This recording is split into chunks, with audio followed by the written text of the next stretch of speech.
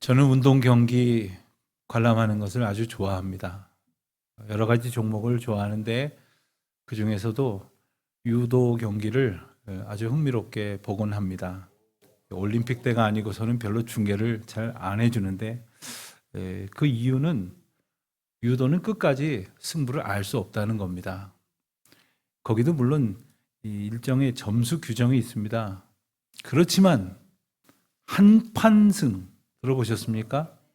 한판승을 선언할 만한 기술을 걸어서 성공을 하면 그동안 지고 있어도 단번에 역전을 하게 되는 겁니다. 저는 고난주간 한 주간을 지나면서 그리고 이 부활의 아침을 맞으면서 그 한판승이 생각이 났습니다. 예수님이 겪으셨던 그 모든 일련의 과정을 달리 말하자면 대역전극이라고 말할 수 있는 것입니다. 우리는 예수님 부활하신 것 다 알고 있었기에 싱거울런지 모르지만 예수님이 걸어가신 그 길은 죽음을 향해 가는 외길이었습니다. 골고다 언덕을 십자가를 지고 가시는 것이나 십자가 형틀에서 그 고통 가운데에 단 몇 시간 만에 숨이 끊어지게 되는 그 어려움들 모면할 길이 달리 보이질 않았습니다.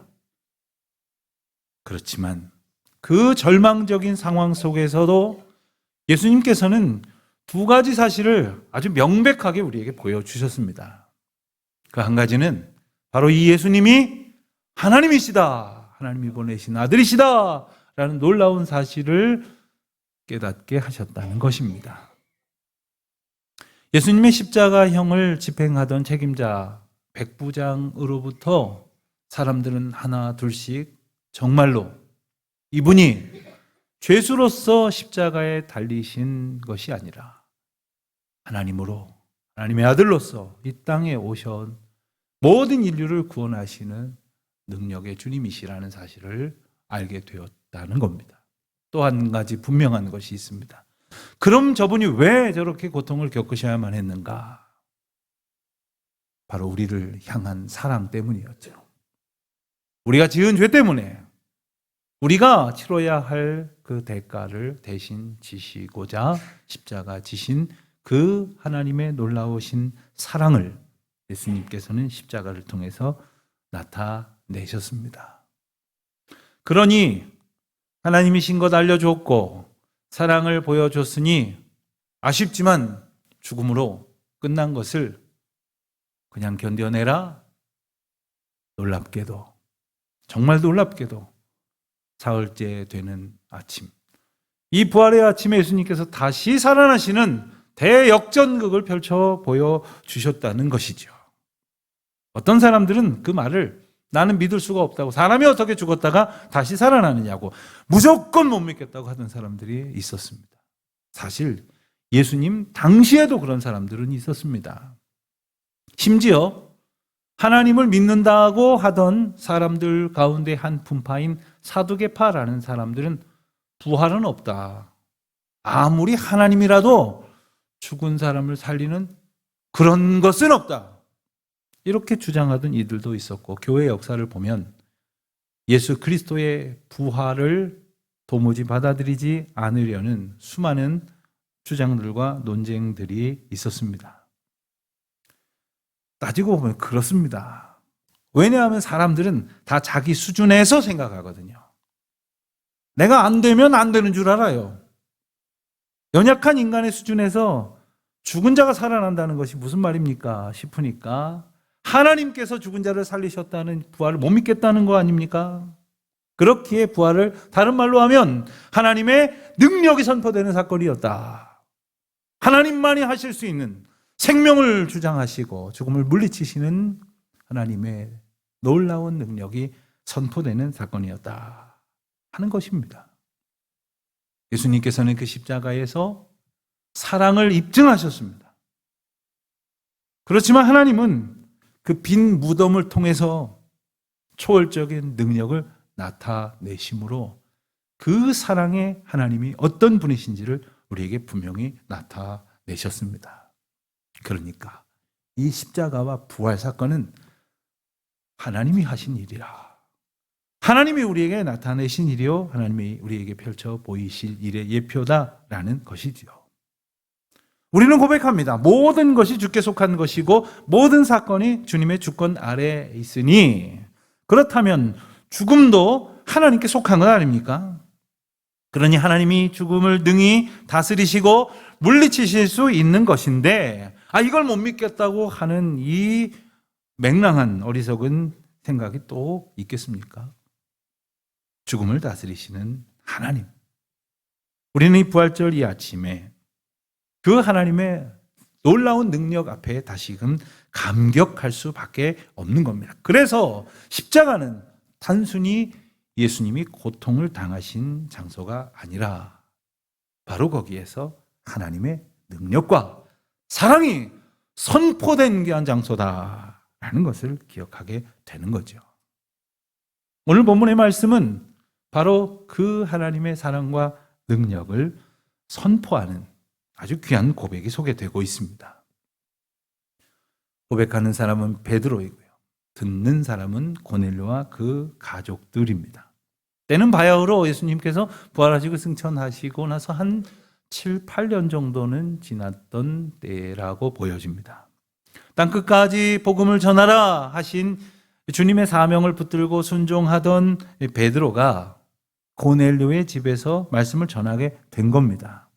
그 사이에 어떤 일이 있었습니까? 우리가 잘 아는 대로 예수님께서 승천하시면서 남기신 명령을 붙들고 기도하던 이들에게 성령이 임하는 마가의 다락방 성령 충만한 강림 사건이 있었고요. 그 성령의 능력을 힘입어서 초대교회는 말씀과 순종으로 흥왕하여서 부흥하게 되었던 것을 우리는 또 기억합니다. 그렇지만 로마 제국과 유대 종교 권력 지도자들, 기득권자들의 횡포와 핍박으로 인해서 사도들과 성도들은 사방으로 뿔뿔이 도망을 해야만 했습니다. 하지만 언뜻 보면 그저 겁을 먹은 연약한 성도들이 피해서 핍박을 피해서 달아나는 것처럼 보이지만 실상은 하나님께서 복음을 퍼뜨리시는 땅 끝까지 주의 복음을 증거하시는 놀라운 과정 가운데에 있었던 겁니다. 그러던 어느 날 가이사랴에 주둔하고 있었던 로마 군대의 백부장, 그러니까 부하가 100명쯤 되는 중간 이상의 간부였던 고넬료에게 환상이 임하게 됩니다. 고넬료는 어떤 사람에게 환상이 임했을까요? 10장 2절 말씀을 보면 그를 소개하기를 경건하여 온 집안과 더불어 하나님을 경외하며 백성을 많이 구제하고 하나님께 항상 기도하던 사람이었다. 기도하던 중에 그날도 오후 3시쯤 기도에 정해놓은 시간 중에 기도하다가 베드로를 청하라 하는 환상을 보게 됩니다. 그럼 그때 베드로는 어디 있었느냐? 고넬료가 있었던 가이사랴로부터 약 60km 떨어진 욥바라고 하는 곳에 머물고 있었습니다. 그런데 놀랍게도 고넬료에게만 환상이 임한 것이 아니에요. 그곳에 있었던 베드로에게도 성령께서 나타나셔서 그에게 놀라운 은혜의 깨우침을 주십니다. 그리고는 너를 찾아오는 이들을 따라가라 하여 고넬료의 수하들을 따라서 가이사랴에 이르게 되는 겁니다. 지금으로 치면 자동차 타면 1시간도 안 걸릴 거리이지만 당시 상황을 보면 걸어서 하루 이상 걸리는 먼 길이었을 것입니다. 힘들고 불편할 길이 틀림없죠. 그렇지만 그보다 더 큰 문제가 있었습니다. 그것은 바로 베드로가 만나야 할 고넬료가 로마 군대의 간부였다는 거예요.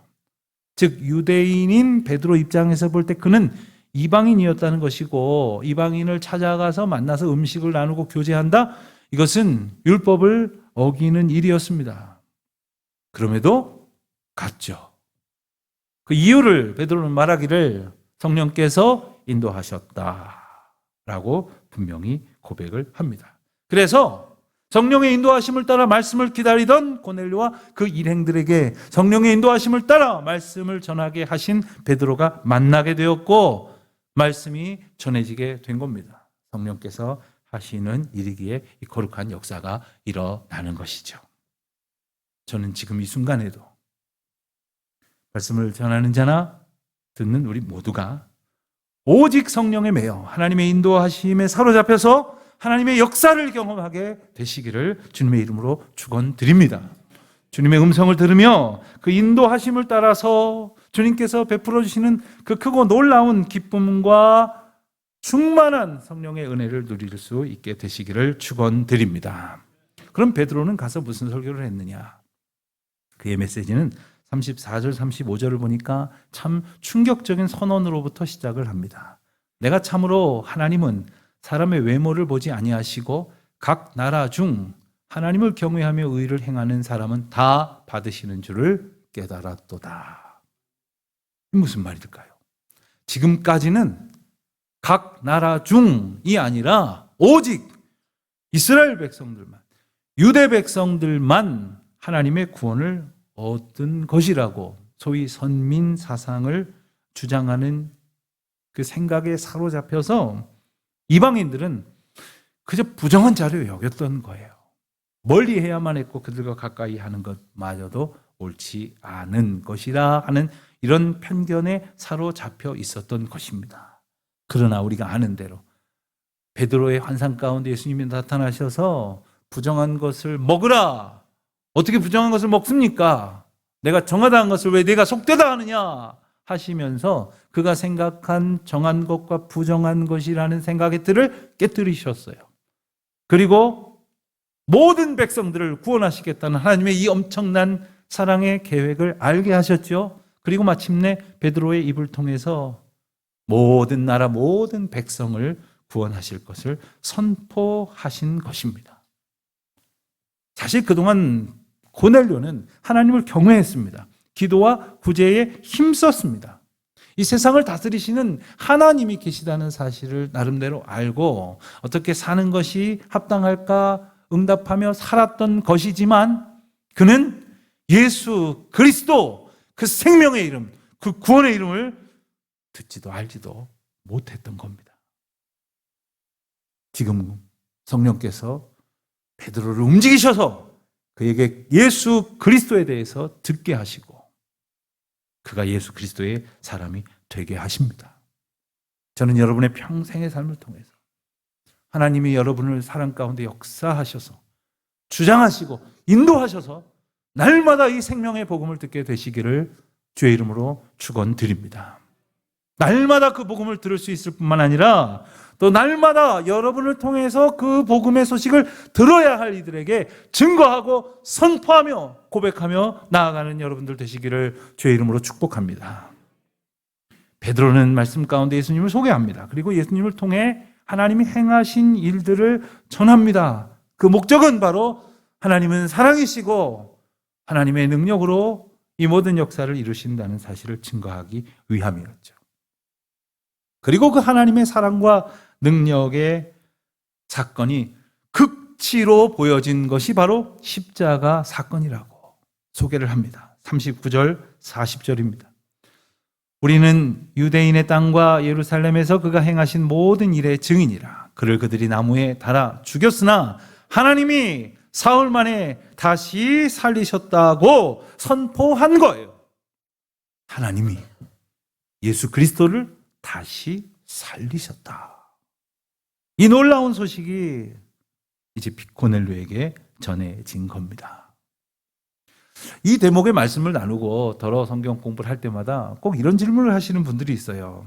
아니 굳이 다시 살아나게 하실 것이면 뭐하러 죽이셨나요? 예수님 십자가에 고통당하시는 것 그 영화를 보니까 엄청난 아픔과 수치와 모욕과 그리고 육체적인 고통을 겪으셨는데 왜 굳이 십자가를 지시게 했나요? 다시 살리실 건데 그냥 두셨으면 안 됐던 겁니까? 그 고난 얼마든지 안 겪으실 수 있었고 얼마든지 피할 수 있었던 것 아닙니까? 어떻습니까? 그럴듯해 보입니까? 아니었습니다. 예수님의 십자가가 그 보혈이 그리고 그 고통스러운 죽음이 필요했던 이유가 있었습니다. 왜냐하면 그분이 감당하셨기에 우리 죄가 사해졌기 때문이죠.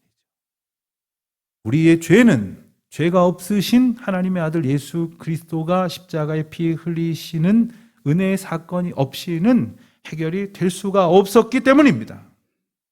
결국 십자가는 모든 사람의 죄에 대한 심판이요 대가였기에 예수님이 그 십자가의 고통을 오롯이 짊어지신 것입니다. 자, 어떻습니까? 여기까지만 보면 그래요. 그 죄가 그렇게 컸군요. 그래서 결국 예수님은 십자가를 치셨군요. 그래서 죽으셔야만 했군요. 이렇게 끝이 났다면 우리의 죄를 감당해 주신 것은 감사하나 결국 죽음 앞에서는 다 패배할 수밖에 없구나 하는 생각으로 귀결되지 않겠습니까? 애쓰고 수고했는데 결국 목숨을 잃게 되면 얼마나 절망합니까? 그렇게 언뜻 보면 결국 죽음만이 살아남는 모양이로구나. 결국 그렇다면 죽음만이 최우승자가 되고 우리는 그 죽음 앞에서 결국 패배자가 되는 것 아닌가 라는 절망에 사로잡히겠지만 바로 그 죽음을 주님께서 물리치셨다는 거예요. 이기셨다는 거예요. 단번에 한 판승으로 멋지게 승리하셨다는 겁니다. 하나님은 그렇게 죽으신 예수 그리스도를 다시 살리셨습니다. 그래서 죽음을 완전히 무너뜨리신 참된 승리자이심을 나타내신 것입니다. 그렇기에 십자가가 죄를 말했다면 부활은 용서를 말해주는 것이고, 십자가가 죽음을 말하는 것이라면 부활은 새로운 생명, 영원한 생명을 말하고 있는 것입니다.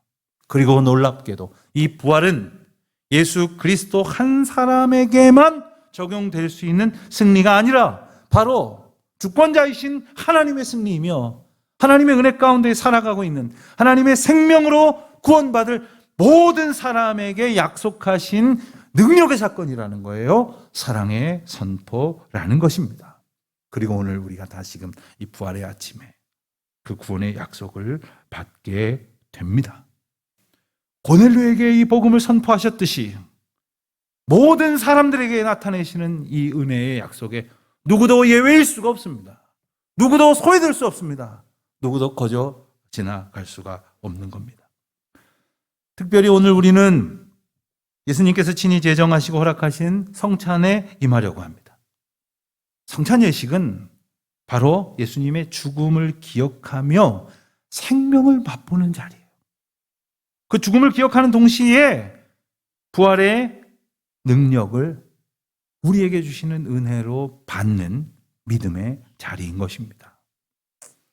예수님이 돌아가셨다는 소식을 들었을 때의 제자들이 얼마나 낭망했을까요? 2명의 제자는 아마도 그들의 고향이었던 것 같은데 엠마오로 향하고 있었다고 누가복음 24장은 전합니다. 그들은 가면서 예루살렘에서 있었던 일들을 말하며 예수님에 관한 아픈 느낌을 나누면서 그렇게 절망하면서 터덜터덜 고향으로 가고 있었을 것입니다. 그러다가 길에서 한 사람을 만납니다. 예수님이시죠. 그러나 그들은 예수님을 알아보지 못했습니다. 그러면서 대화를 하는 가운데에 당신은 예루살렘에서 있었던 일을 알지 못한단 말입니까? 하면서 이런저런 이야기를 하고 예수님께서 여러 말씀을 들려주셨음에도 불구하고 그들은 알아보지를 못했어요. 그러다가 이제 여장을 풀고 유숙하게 되어 음식을 나누게 되었을 때 예수님께서 그들에게 떡을 떼어 주십니다. 바로 그 순간 그들은 예수님을 알아보게 됩니다. 그들은 예수님을 만나게 되는 겁니다. 오늘 우리가 예수님께서 제정하신 떡과 잔을 받습니다.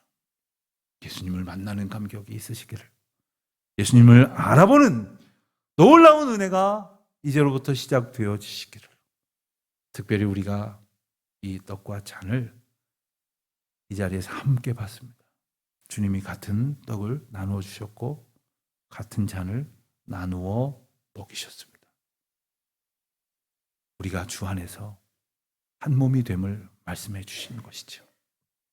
그러므로 우리는 이제 같은 사명을 받은 사람이요, 같은 은혜를 얻은 자임을 기억하고 함께 주님께서 주신 은혜의 사명자로 충성하며 순종하며 기쁨으로 살아갈 수 있게 하시는 것입니다. 오늘 이 시간 그와 같은 주님의 은혜가 저와 여러분에게 가득하시기를 주님의 이름으로 축원드립니다.